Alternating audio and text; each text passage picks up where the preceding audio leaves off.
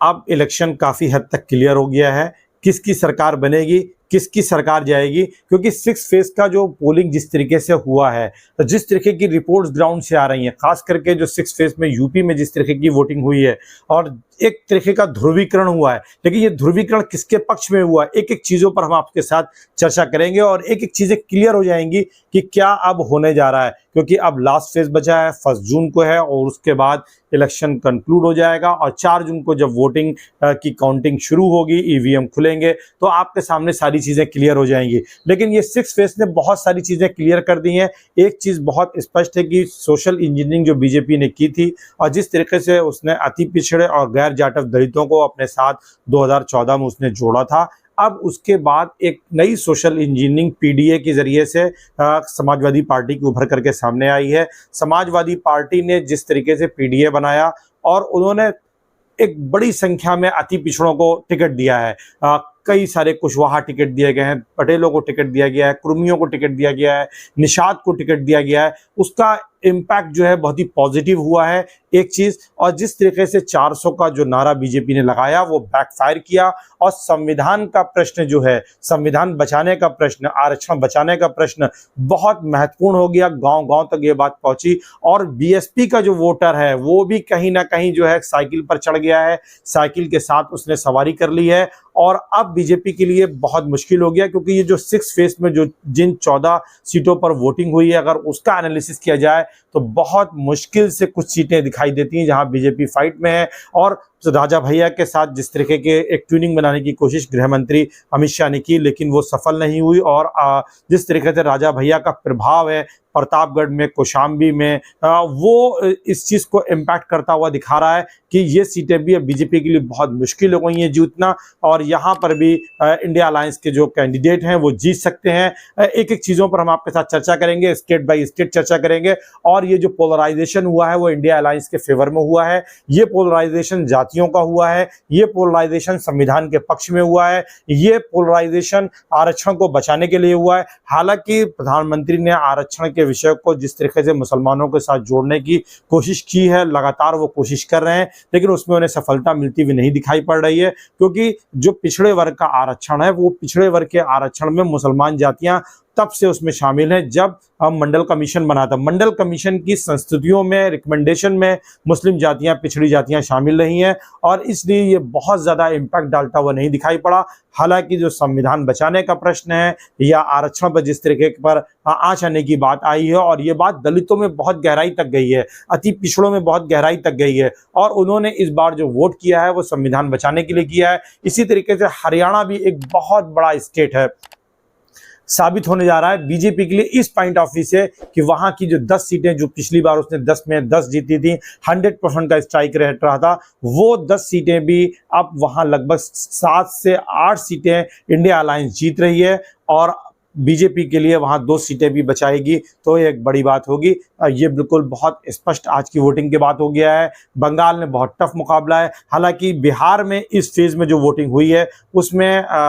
Janata Dal United की performance अच्छी उभरती हुई दिखाई दे रही है। लेकिन बिहार के बारे में एक बात ये आप ध्यान रखें कि बिहार में नीतीश कुमार जिस तरीके से बार बार अदला बदली करते हैं और रिपोर्ट जिस तरीके की आ रही है, ग्राउंड पे जिस तरीके की चर्चा है, बिहार में लोग बातें कर रहे हैं कि नीतीश कुमार एक बार फिर इंडिया अलायंस में शामिल हो सकते हैं अगर उन्हें गृह मंत्री या उप प्रधानमंत्री का पद मिल जाता है। तो ऐसी स्थिति में वो इंडिया अलायंस के फेवर में चले जाएंगे और इस तरीके से कहीं ना कहीं जो है तेजस्वी के लिए भी बिहार का रास्ता जो है खुल जाएगा मुख्यमंत्री बनने का। तो एक सिचुएशन बड़ी अनसर्टेन हो गई है, क्या वो एनडीए में रहेंगे नहीं रहेंगे ये एक बड़ा सवाल है। हालांकि अब ये 4 जून को सारी चीजें बहुत तेजी के साथ क्रिस्टल क्लियर होने जा रही हैं। एक चीज है कि ये जो पोलराइजेशन हुआ, बीजेपी ने इसको धर्म के आधार पर पोलराइज करने की कोशिश करी, बीजेपी ने पाकिस्तान का विषय लेकर के आई, बीजेपी ने मंगलसूत्र की बात करी, बीजेपी ने घुसपैठिए की बात करी,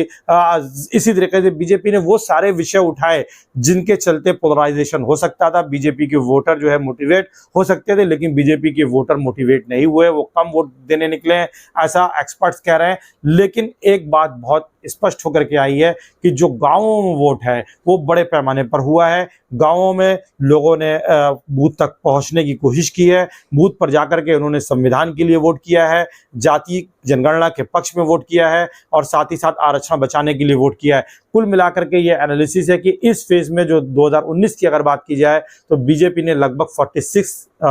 इन 58 सीट्स में जीती थी, लेकिन इस बार बीजेपी के लिए 23-25 सीटें या 26 सीटें जीतना भी मुश्किल दिखाई पड़ रहा है, क्योंकि आप अगर हरियाणा की बात करेंगे तो हरियाणा में 10 में 8 सीटों का लॉस हो रहा है। यूपी की 14 सीटों में अगर बहुत अच्छी बीजेपी फाइट कर जाती है, क्लोज फाइट है, नेक टू नेक फाइट है, लेकिन यहाँ पर भी अगर हम देखें तो 7 से 8 सीटें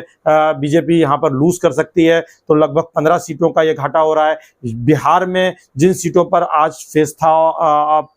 सीटों पर चुनाव हुआ 8 सीटों पर, उन 8 सीटों में 3 सीटों पर बीजेपी लड़ रही थी और यहाँ पर क्लोज फाइट है, इसमें से बीजेपी 1 या 2 सीटें लूज भी कर सकती है, तो ये लॉस होने जा रहा है। कुल मिलाकर के बीजेपी के लॉसेस ज्यादा आ रहे हैं, रिकवरी कम आ रही है, इसलिए एक बात बहुत क्लियर हो गई है कि बीजेपी के लिए सरकार का फॉर्मेशन 4 जून को अगर इसी पैटर्न के अकॉर्डिंग जैसा कि एनालिसिस किया जा रहा है, अगर रिजल्ट आते हैं तो निश्चित रूप से सरकार बनाना बीजेपी के लिए और अपने दम पर फुल मेजॉरिटी को हासिल करना मुश्किल हो जाएगा। 272 का जादुई आंकड़ा पाना बीजेपी के लिए मुश्किल होगा और ऐसी स्थिति में एनडीए की सरकार में कौन से नए दल शामिल होंगे, ये एक बड़ा सवाल है। और क्या जनता दल यूनाइटेड एनडीए का हिस्सा बना रहेगा, ये उससे भी बड़ा सवाल है, क्योंकि नीतीश कुमार की जिस तरह की अब इमेज है वो कभी भी दांव दे सकते हैं और रिपोर्ट्स यही है कि वो बीजेपी के साथ सहज नहीं फील कर रहे हैं, कहीं ना कहीं मिसअंडरस्टैंडिंग है उनकी प्राइम मिनिस्टर के साथ और ऐसी स्थिति में अगर उन्हें कोई अपॉर्चुनिटी मिलती हुई दिखाई देगी तो निश्चित रूप से वो कांग्रेस अलायंस के फेवर में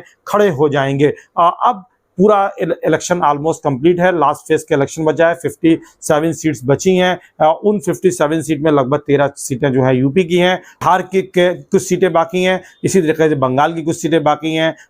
लेकिन कुल मिलाकर के इलेक्शन अब फाइनल फेज में है। और जो एक्सपर्ट्स हैं जो जिनकी बात मानी जाती रही है, जैसे कि अगर हम CSDS के संजय कुमार की बात करें, इसी तरीके से इंडिया माई एक्सिस की बात करें, सी वोटर की बात करें, अब ये सब लोग 400 की बात नहीं कर रहे हैं, 300 की बात नहीं कर रहे हैं बीजेपी के पक्ष में। इन सभी का ओपिनियन जो है 272 बीजेपी को मिलेगा या नहीं मिलेगा, या बीजेपी 272 से कितनी सीटें ज्यादा रहेंगी या कितनी सीटें कम हो जाएंगी, इस पर चर्चा हो रही है। नैरेटिव पूरी तरीके से चेंज हो चुका है। इंडिया अलायंस ने बहुत ही जबरदस्त फाइट दिया है और 2019 का इलेक्शन ये नहीं था, ये एक बहुत ही क्लोज फाइट वाला इलेक्शन था जिसमें जनता के जुड़े हुए, सरोकारों से जुड़े हुए मुद्दे हावी हुए हैं और मंदिर जैसे मुद्दे और धर्म जैसे मुद्दे कहीं ना कहीं बैकग्राउंड में चले गए हैं, पृष्ठभूमि में चले गए हैं। कैसा लगा आपको हमारा एनालिसिस, आप कमेंट के जरिए हमें जरूर बताएं। Thank you so much.